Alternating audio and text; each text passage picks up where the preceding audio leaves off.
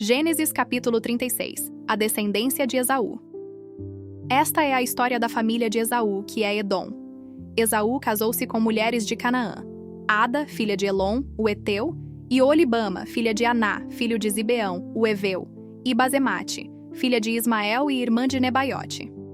Ada teve de Esaú a Elifaz. Bazemate deu à luz a Reuel. Olibama deu à luz a Jeus, Jalão e Corá. Estes são os filhos de Esaú que lhe nasceram na terra de Canaã. Esaú tomou suas mulheres, seus filhos e suas filhas, todas as pessoas de sua casa, seus rebanhos, todos os seus animais e todos os bens que havia adquirido na terra de Canaã, e partiu para outra região longe de seu irmão Jacó. Porque os seus bens eram tantos que eles já não podiam morar juntos. A terra em que viviam como estrangeiros não podia sustentá-los por causa dos seus rebanhos. Por isso Esaú habitou na região montanhosa de Seir. Esaú é Edom. Esta, pois, é a descendência de Esaú, pai dos Edomitas, na região montanhosa de Seir. Estes são os nomes dos filhos de Esaú: Elifaz, filho de Ada, mulher de Esaú; Reuel, filho de Bazemate, mulher de Esaú. Os filhos de Elifaz foram Temã, Omar, Zefô, Gaetã e Kenaz. Timna era concubina de Elifaz, filho de Esaú, e lhe deu à luz a Amaleque. Foram estes os filhos de Ada, mulher de Esaú. Foram estes os filhos de Reuel: Naate, Zerá, Samá e Mizá. Foram estes os filhos de Bazemate, mulher de Esaú. Foram estes os filhos de Olibama, mulher de Esaú, filha de Aná, filho de Zibeão. Ela deu à luz a Jeus, Jalão e Corá, para Esaú. Estes foram os chefes dos filhos de Esaú: os filhos de Elifaz, o primogênito de Esaú, o chefe Temã, o chefe Omar, o chefe Zefô, o chefe Kenaz, o chefe Corá, o chefe Gaetã, o chefe Amaleque. Estes são os chefes que descendem de Elifaz na terra de Edom. Estes são os filhos de Ada. Estes são os filhos de Reuel, filho de Esaú: o chefe Naate, o chefe Zerá, o chefe Samá, o chefe Mizá. Estes são os chefes que descendem de Reuel na terra de Edom. Estes são os filhos de Bazemate, mulher de Esaú. Estes são os filhos de Olibama, mulher de Esaú: o chefe Jeus, o chefe Jalão, o chefe Corá. Estes são os chefes que descendem de Olibama, filha de Aná, mulher de Esaú. São estes os filhos de Esaú, que é Edom, e estes são os seus chefes. Estes são os filhos de Seir, o Oreu, que habitavam naquela terra: Lotã, Sobal, Zibeão, Aná, Dizom, Ezer e Dizã.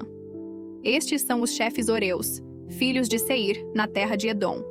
Os filhos de Lotã foram Hori e Emã, e a irmã de Lotã era Tina. Estes são os filhos de Sobal: Alvã, Manaate, Ebal, Sefô e Onã.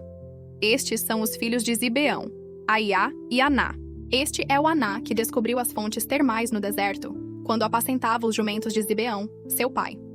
Estes são os filhos de Aná: Dizom e Olibama, filha de Aná. Estes são os filhos de Dizom: Endã, Esbã, Itrã e Querã. Estes são os filhos de Ezer: Bilã, Zavã e Acã. Estes são os filhos de Dizã: Uz e Arã.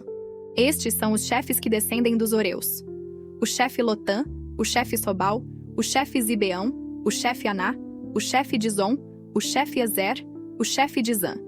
Estes são os chefes Oreus, segundo as suas tribos, na terra de Seir. Estes são os reis que reinaram na terra de Edom, antes que houvesse rei sobre os israelitas. Bela, filho de Beor, reinou em Edom, e o nome da sua cidade era Dinabá.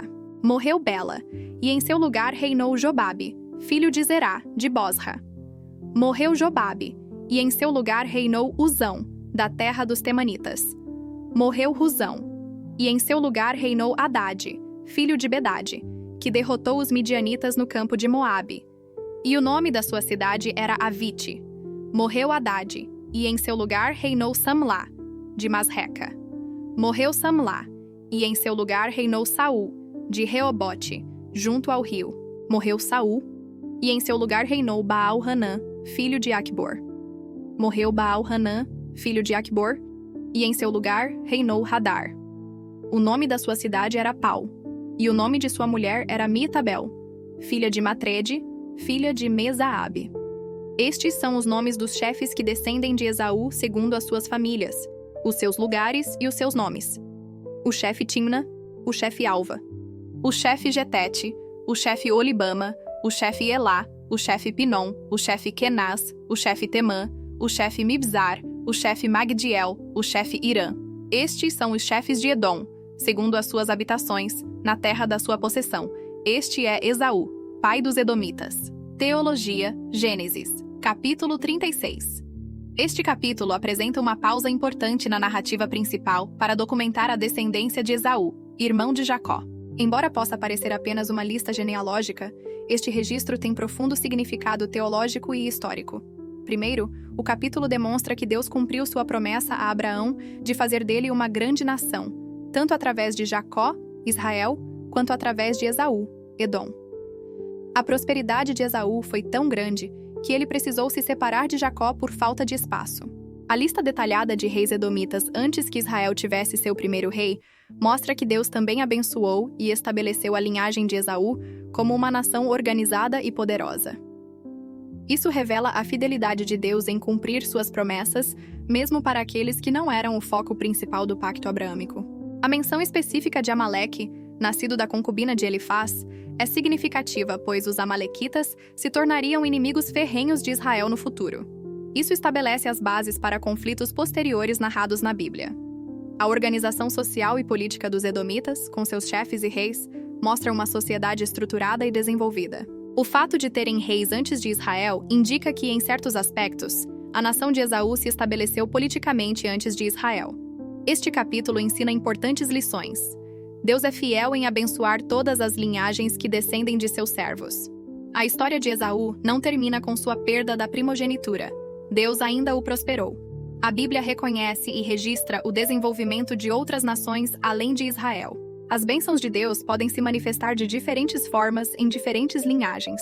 O capítulo serve como transição, concluindo a história de Esaú para focar exclusivamente na linhagem da promessa através de Jacó, Israel. Mostra que, embora Esaú não fosse o portador da aliança principal, ele ainda era objeto do cuidado e da fidelidade divina.